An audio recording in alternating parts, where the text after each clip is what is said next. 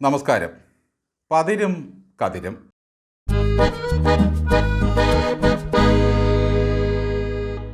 പൂമരം പൂത്തുലഞ്ഞേ എന്നൊരു നാടൻ പാട്ടുണ്ട്. ആ പാട്ടിനൊരു പാരടി ചമച്ചാൽ പൂമരൻ ചമ്മി നാറിയേ കള്ള കഥ പറഞ്ഞു തടി തപ്പിയേ എന്ന് പാടേണ്ടി വരും. പതിറ്റാണ്ടുകളായി ദേശാഭിമാനി പ്രസിദ്ധീകരിച്ചു വന്ന സൺഡേ സപ്ലിമെൻറ്റിനെ മൺഡേ സപ്ലിമെൻ്റ് ആക്കിയ മണ്ടൻ പൂമർ പറഞ്ഞതെന്തായിരുന്നു? കള്ളൻ വിജയൻ എന്ന പേരിൽ ഒരു ലേഖനമേ കഴിഞ്ഞ സപ്ലിമെൻറ്റിൽ ഞങ്ങൾ കൊടുത്തിട്ടില്ല. അതിൻ്റെ മാറ്ററും സ്ക്രിപ്റ്റും എല്ലാം എൻ്റെ കയ്യിലുണ്ട്. യന്ത്രത്തകരാറ് കാരണം പത്രം അടിക്കാൻ കഴിഞ്ഞില്ല. അതുമാത്രമാണ് കുഴപ്പം. തകരാറ് പരിഹരിച്ചു കഴിഞ്ഞാൽ പത്രം നാളെ ഇറങ്ങും. മറിച്ച് നിങ്ങളീ പറയുന്നതൊന്നും ശരിയല്ല. നല്ല അസലായി ചതുരവടിവിൽ പുഞ്ചിരിച്ചുകൊണ്ട് കണ്ണുപൊട്ടുന്ന കള്ളം പറയാൻ ഈ സ്വരാജിനേക്കാൾ കവിഞ്ഞൊരുത്തൻ ഇല്ലെന്ന് ബോധ്യമായി. കള്ളൻ വിജയൻ എന്ന പേരിൽ ഒരു ലേഖനമുണ്ടായിരുന്നു ദേശാഭിമാനിയുടെ സപ്ലിമെൻറ്റിൽ. അച്ചടിയെല്ലാം പൂർത്തിയാക്കിയപ്പോൾ മാത്രമാണ് അത് റെസിഡൻ്റ് എഡിറ്ററുടെ ശ്രദ്ധയിൽപ്പെട്ടത്. അതെഴുതിയ ലേഖകൻ ഫേസ്ബുക്കിലൂടെ ജാഗ്രത കുറവിനെപ്പറ്റി പരാതിയും പറഞ്ഞിരുന്നു. സ്വരാജ് പറഞ്ഞത് ശരിയാണ് എന്ന് സമ്മതിച്ചാൽ എന്തിനാണ് മിസ്റ്റർ പൂമർ, റെസിഡൻ്റ് എഡിറ്ററായ നിങ്ങൾ വാരാന്തപ്പതിപ്പിൻ്റെ ചുമതലയുള്ള പത്രാധിപരോട് വിശദീകരണം ചോദിച്ചത്? പത്രാധിപർ വിശദീകരണത്തിൽ പറയുന്നില്ലേ, കള്ളൻ വിജയൻ എന്നറിയപ്പെടുന്ന നാടകപ്രവർത്തകനെക്കുറിച്ചുള്ള ലേഖനത്തിന് അനുയോജ്യമായ തലക്കെട്ട് അതുതന്നെയായിരുന്നു എന്ന്. ഈ ലേഖനത്തിൽ യാതൊരു പാർട്ടി വിരുദ്ധതയുമില്ലെന്നും അദ്ദേഹം പറഞ്ഞതായി റിപ്പോർട്ടുണ്ട്. എന്നാലും റെസിഡൻ്റ് എഡിറ്ററായ എം സ്വരാജ് പുറമേക്ക് പറഞ്ഞ കാര്യങ്ങൾക്കെല്ലാം വിരുദ്ധമായതാണ് സംഭവിച്ചത്. ദേശാഭിമാനിയിൽ നിന്നും തന്നോട് വിവരങ്ങൾ ചോദിച്ച് മനസ്സിലാക്കിയിരുന്നതായും എൻ്റെ ഫോട്ടോ ചോദിച്ചതിന് പ്രകാരം അയച്ചു കൊടുത്തതായും കള്ളൻ വിജയൻ പറയുന്നുണ്ട്. അതും പോരാഞ്ഞിട്ട് ദേശാഭിമാനി ഒഴിവാക്കിയ കള്ളൻ വിജയൻ എന്ന ഫീച്ചർ ലേഖകനായ TS രാജേഷ് സിന്ധു തൻ്റെ ഫേസ്ബുക്കിൽ പോസ്റ്റ് ചെയ്യുകയും ചെയ്തു.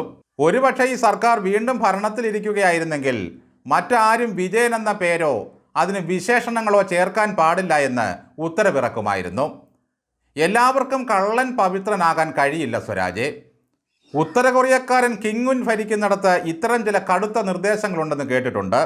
ഏകാധിപതിയായ ആ കൊലപാതകി ഭരണാധികാരിയുടെ ഹെയർ സ്റ്റൈൽ പോലും മറ്റൊരാൾ അനുകരിച്ചുകൂടാ. അദ്ദേഹത്തിന് ദുഃഖമുള്ള ചില ദിവസങ്ങളിൽ പ്രജകളാരും ചിരിച്ചുകൂടാ. ഞങ്ങളുടെ പിണറായി സഖാവിൻ്റെ പേരെടുത്ത് നീ ഇട്ടോടാ എന്ന് ചോദിച്ചുകൊണ്ട് ഇനി ആ നാടകപ്രവർത്തകൻ കള്ളൻ വിജയനെ DYFIക്കാർ ഉപരോധിക്കുമോ എന്ന് ആർക്കറിയാം. ഈ നാട് തന്നെ വിട്ട് ഓടിപ്പോയിക്കൊള്ളണമെന്ന് പറയാനും സാധ്യതയുണ്ട്. തേങ്ങാ പൊട്ടിക്കുന്നവനും അടയ്ക്കാൻ പൊട്ടിക്കുന്നവനും കള്ളനാണെങ്കിൽ കള്ളം പറയുന്ന റെസിഡൻ്റ് എഡിറ്ററും കള്ളനല്ലേ സ്വരാജെ? നിങ്ങൾ സത്യാനന്തരത്തിൻ്റെ ആളായിരുന്നല്ലോ. നിങ്ങളെന്നെ കമ്മ്യൂണിസ്റ്റാക്കിയെന്ന നാടകം കമ്മ്യൂണിസ്റ്റ് പ്രസ്ഥാനത്തിൻ്റെ വളർച്ചയ്ക്ക് വലിയ പങ്ക് വഹിച്ചതാണ്. ഒടുവിലതാ പിണറായി വിജയന് പാർട്ടി പത്രത്തോട് ചോദിക്കേണ്ടി വരുന്നു, നിങ്ങളെന്നെ കള്ളനാക്കി അല്ലേ?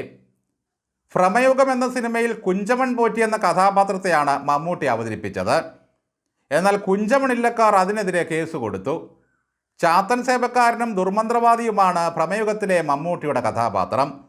തങ്ങളുടെ ഇല്ലപ്പേര് വെച്ച് സിനിമ ഇറങ്ങിയാൽ അത് ഞങ്ങൾക്ക് നാണക്കേടാണെന്നായിരുന്നു അവരുടെ പരാതി.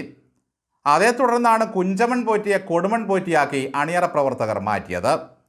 ഇവിടെ ഇതാ കള്ളൻ വിജയൻ എന്ന ഒരു നാടക പ്രവർത്തകൻ തൂലികാനാമം സ്വീകരിച്ചാൽ അത് ആലക്കാടൻ വിജയനും തായ്ക്കണ്ടി ഫാമിലിക്കും അപമാനമാണെന്ന് വന്നിരിക്കുന്നു. ഇതിനെന്താണ് ഒരു പരിഹാരം? ഒന്നുകിൽ കള്ളൻ വിജയൻ പേരിൽ നിന്നും കള്ളൻ എന്ന പദം ഒഴിവാക്കുക, അല്ലെങ്കിൽ പിണറായി വിജയൻ ഞാൻ 100% നേരുള്ളവനാണെന്ന് സമൂഹത്തെ ബോധ്യപ്പെടുത്തുക. വെറുതെ കൈപൊക്കി കാണിച്ചിട്ടോ മടിക്കു തഴിച്ചു കാണിച്ചിട്ടോ യാതൊരു കാര്യവുമില്ല.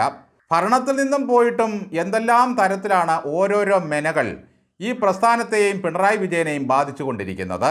ഒരിടത്ത് കണ്ണേ കരളേ എന്ന മുദ്രാവാക്യത്തിൻ്റെ കടലിരമ്പത്തിൽ VS അനുസ്മരിക്കപ്പെടുന്നു. മറ്റൊരിടത്ത് കള്ളൻ വിജയൻ എന്നൊരു പേരിൽ പിണറായി വിജയൻ അപഹസിക്കപ്പെടുന്നു. കാലത്തിൻ്റെ ഓരോ കാവ്യനീതിയെ